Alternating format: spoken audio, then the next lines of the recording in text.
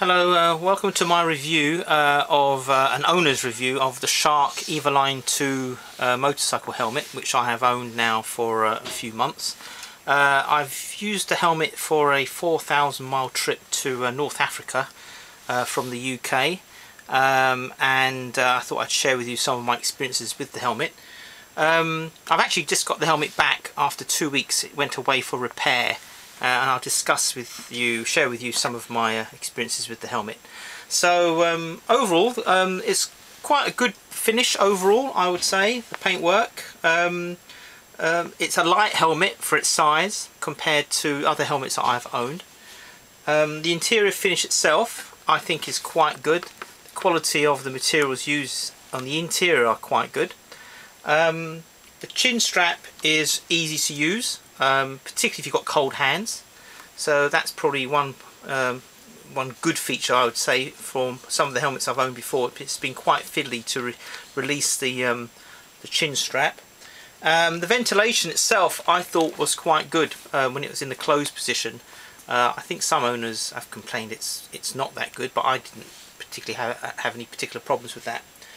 The not so good points, first off, is the sun visor.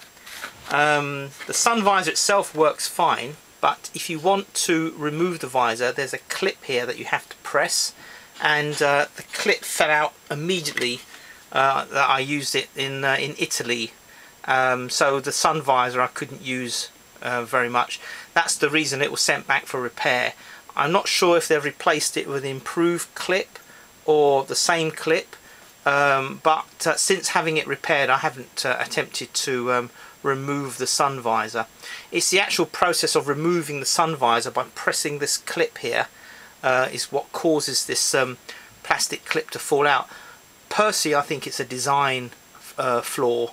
I think when I took it to the shop, they had heard of other people having the same problem, so so be warned. The sun visor in heavy rain leaked. To be fair, Shark suggested that I hadn't lubricated the rubber seal along the top. I would disagree with that. I had lubricated the strip, but that said, in heavy rain, water was getting in along the top here and dribbling on the inside, which obviously is not good. More seriously, the actual chin guard, the pin that holds one of the hinges together, that fell out when I was in Tunisia. The pin itself is just a steel pin screwed into the plastic chin guard. I personally think that's just bad engineering practice. It should be screwed into a metal bracket. But anyway, the pin fell out and the helmet the chin guard jammed, and I couldn't close it or latch it properly.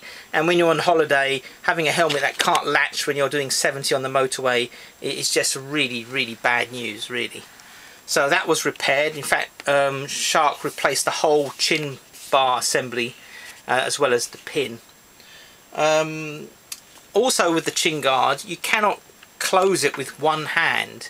Now, if you want a helmet that you can latch while, if you join a motorway and you want to close up the helmet as you join the motorway, for example, you will not be able to latch this with one hand. You will have to stop the bike and close it with two hands, so that's something you might need to consider. The visor itself, I had problems with the visor. Again, it would jam about, I don't know, ½ an inch from the chin guard, and that was caused by inadequate lubrication. They give you a little bottle of lubricant with the helmet. You have to use that regularly, otherwise you may find that you will not be able to close the helmet, and you'll have to stop the bike and force it shut with two hands.